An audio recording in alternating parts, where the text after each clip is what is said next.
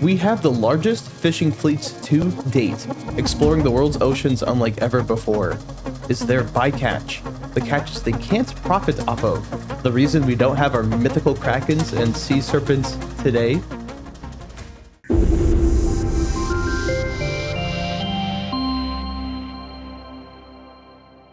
The ocean is approximately 70% of the Earth's surface, the largest livable space on our planet, and it contains more life than anywhere else.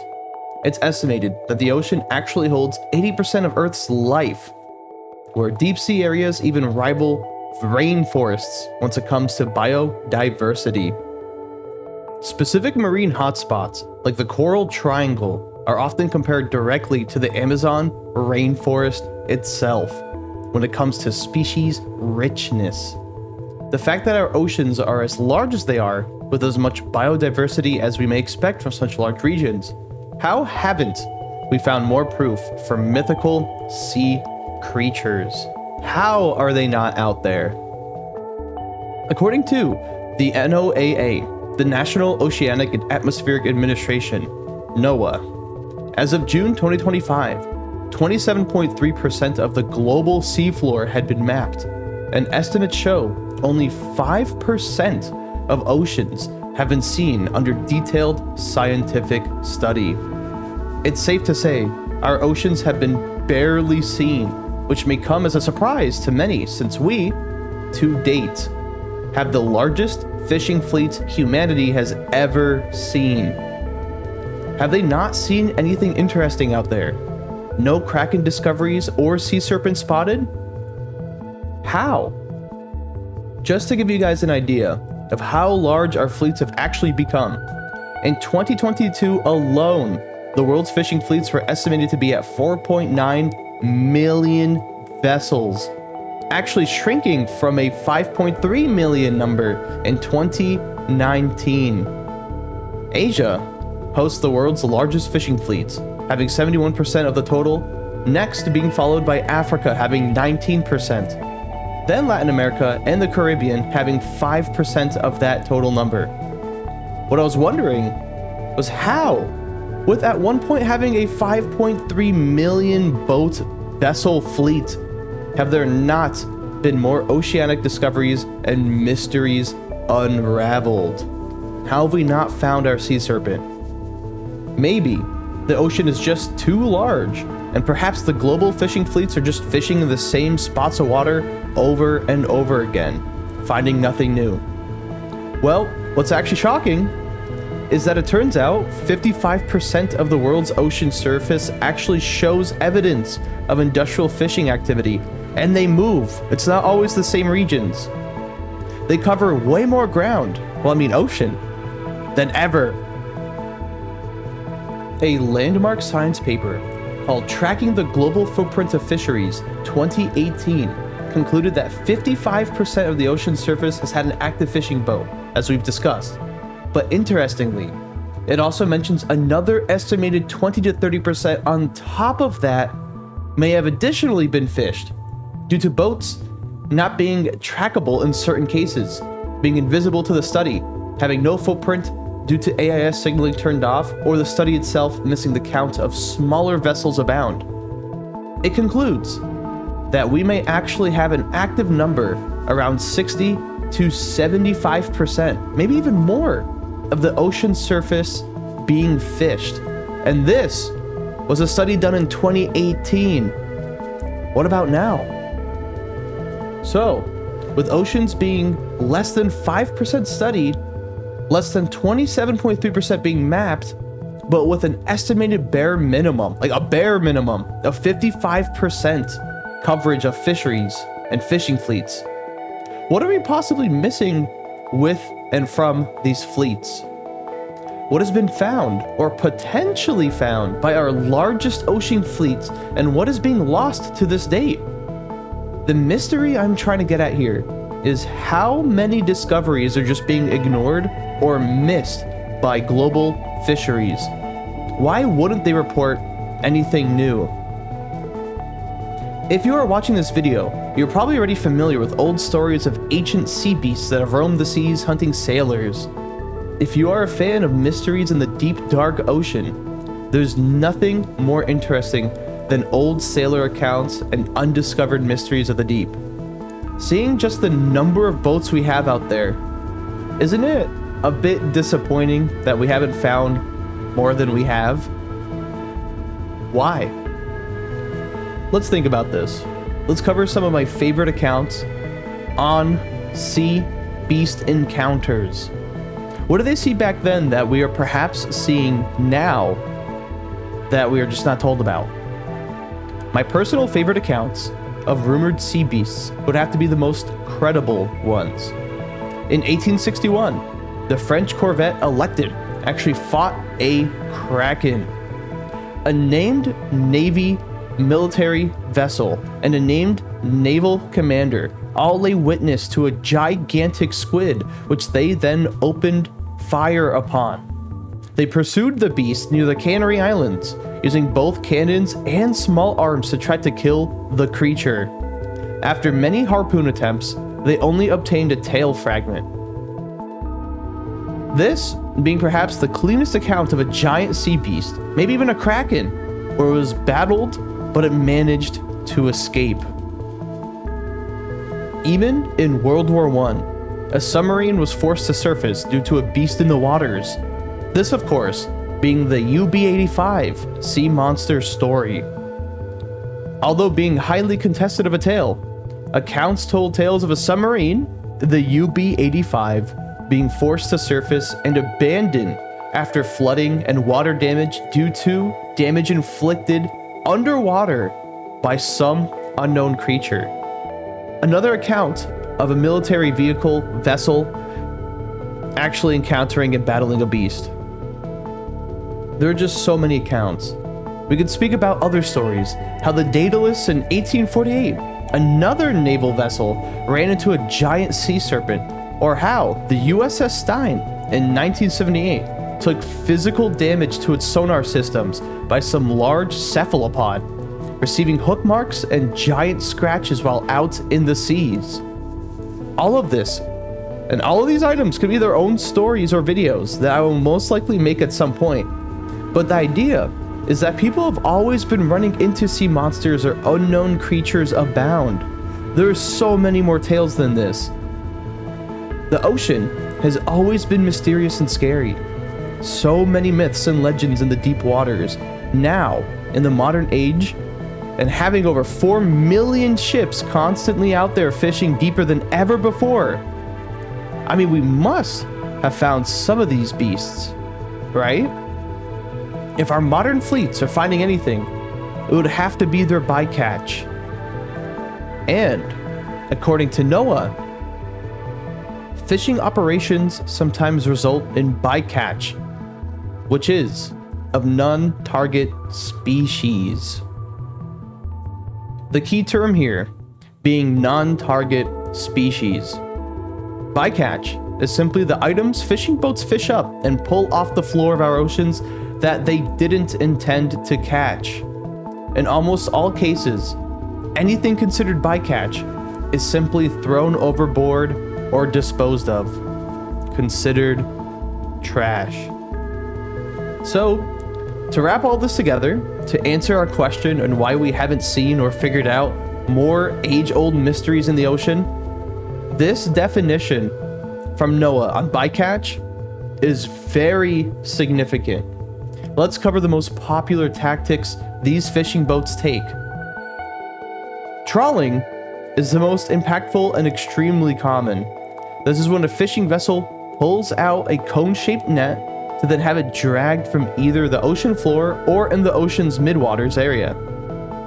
Most commonly used for cod, pollock, and shrimp, what's interesting is how good it is at catching deep sea species and anything within the net's range. Other tactics, such as longlining, dredging, or drift nets used by these fishing boats, are made to catch as much as possible in a given area at once. I mean, some of these nets go to like over a mile. I think some of the longest being 1.2 miles long. Made to catch anything out there going down to the ocean floor.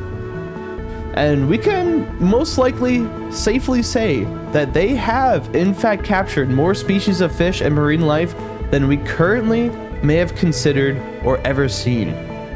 4 to 5 million fishing vessels with nets that could go as long as a mile long is insane. They must have captured some weird things.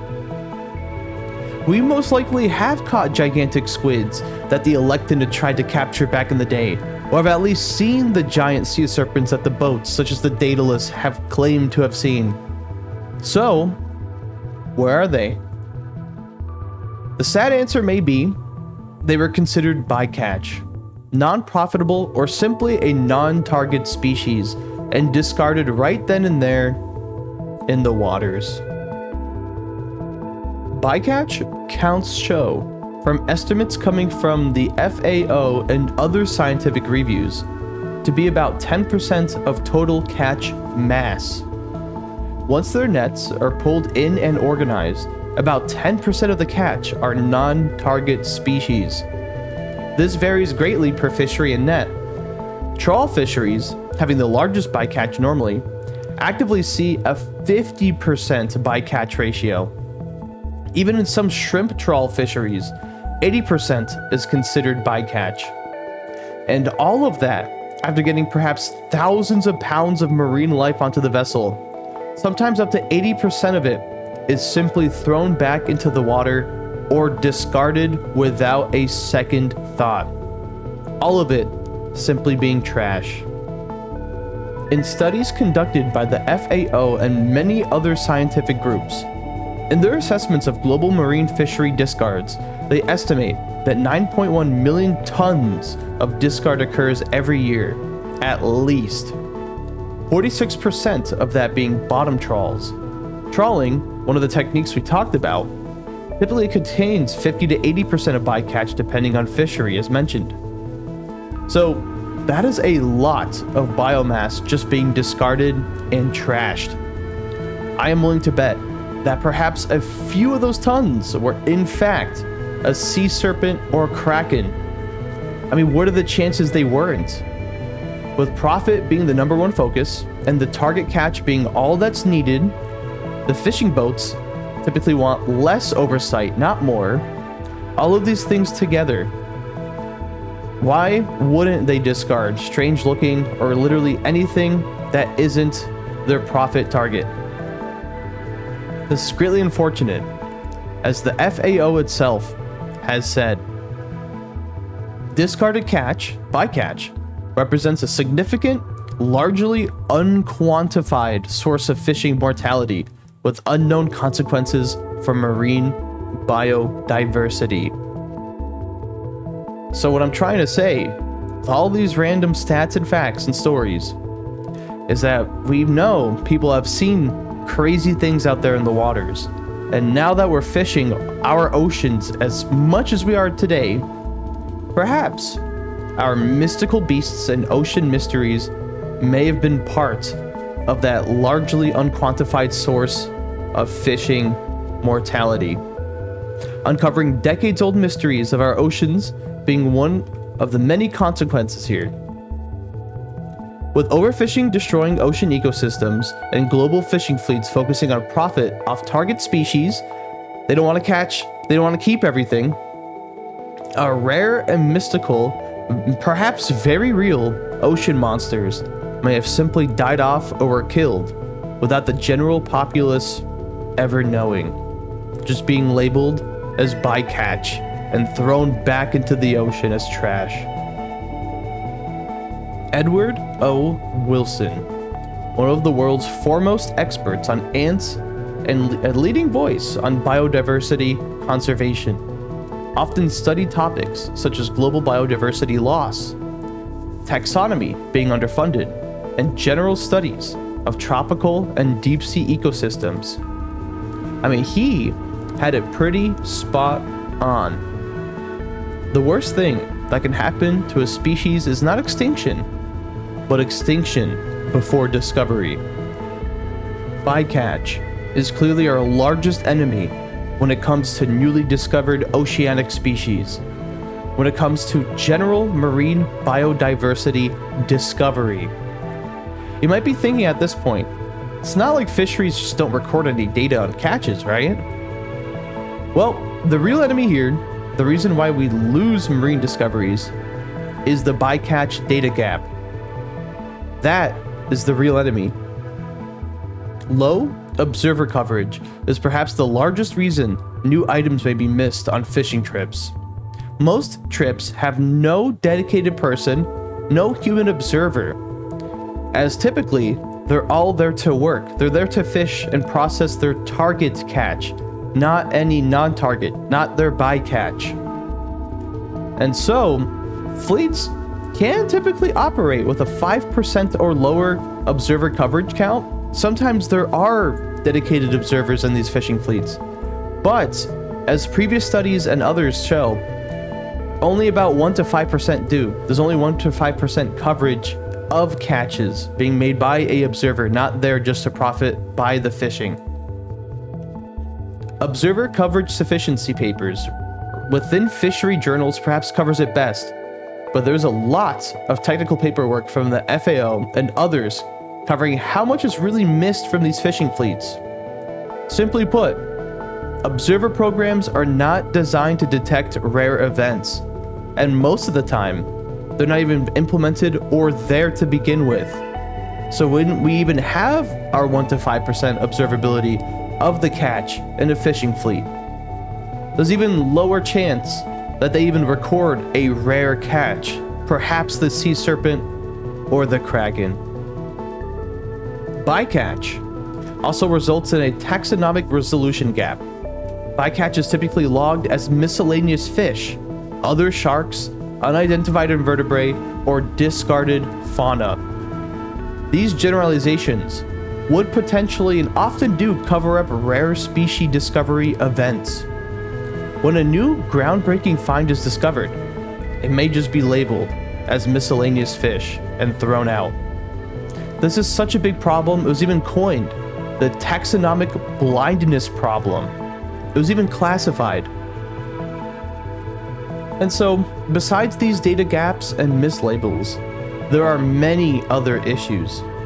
It's known monitoring is the worst in the high seas, deep water, within distant water fleets, and frontier fishing grounds. The fisheries themselves even often state the species composition of bycatch is not well characterized. I mean, they even said it themselves. We just don't know how much we are actually missing out there. We know these global fishing fleets are catching a lot. We have estimates, and pretty good estimates, for how much is actually being catched or caught. But either the declassified, if we see any, that 1 to 5% observability, if we even see what's being caught that's non-target, then out of that percent, the 1 to 5% observability, we could just mislabel items. They could just be thrown away. They still may not even know. So as you can see, there's a very, very small chance that perhaps if a Kraken or sea serpent was caught, that it would be seen by the right people that would actually get this item out and not throw it away. It is, with all the stats and with all the items here, it does feel a little hopeless that we'll ever actually see a sea serpent. Others, such as Boris Worm, one of the most recognized marine biologists today, may be spot on with what happened here and why we had no official sea serpent to date. Bycatch monitoring is perhaps the worst at detecting rare events. Rare events being rare species or likewise, where undiscovered biodiversity lives and could be found, as we've discussed earlier. Having studied global fisheries decline, biodiversity loss in marine ecosystems, and ecosystem services and resilience, he was addressing statistical and ecological blind spots when he said this: rare species are the first to disappear and the last to be noticed. Instead of writing off previous accounts of ocean beast battles and accounts in general, Maybe we should look elsewhere on why we haven't yet seen what they saw. I would love if every fishing vessel can just track all catches and where they occurred, but this would probably be super unrealistic or just not feasible. It most likely will never happen. The insane biodiversity of our oceans may have been more explored than we previously thought. I mean, how could it not have been? With all that fishing, with all the coverage, 75% higher end estimate of our oceans being fished. How have we not seen weirder things? Perhaps finding species that could very well be the mythical Kraken or sea serpent. Perhaps it was just thrown away. Maybe mislabeled, maybe just lost. I want ocean beasts to be real, and I think they were. Perhaps already found, but simply discarded. Very unfortunate. Perhaps these rare species were the first to disappear, and they were the last to be noticed. So, what do you guys think? If anything, let's take a cryptid clue.